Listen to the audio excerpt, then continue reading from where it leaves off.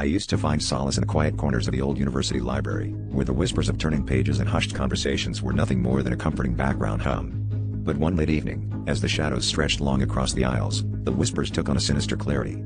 At first, it was just a name here and there, whispered from unseen lips, but when I heard Professor Ellison distinctly, and he was found dead the next day, I began to listen more carefully. It wasn't long before the whispers began to reveal more names. Each time, my heart would race as I scribbled them down in the margins of my notebook, a futile attempt to understand what was happening. Friends, classmates, even strangers whose faces I'd only seen in passing, all met with some tragic fate shortly after their names were uttered by those invisible voices.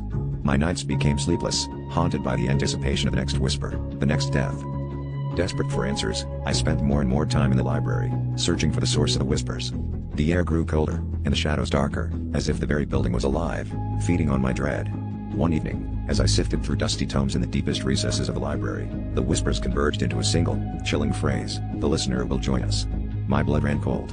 The library had turned its malevolent gaze on me.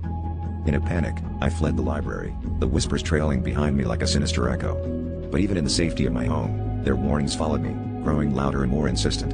I realized, with a sinking heart, that there was no escaping their reach. My name was next on the list, a final revelation that came too late.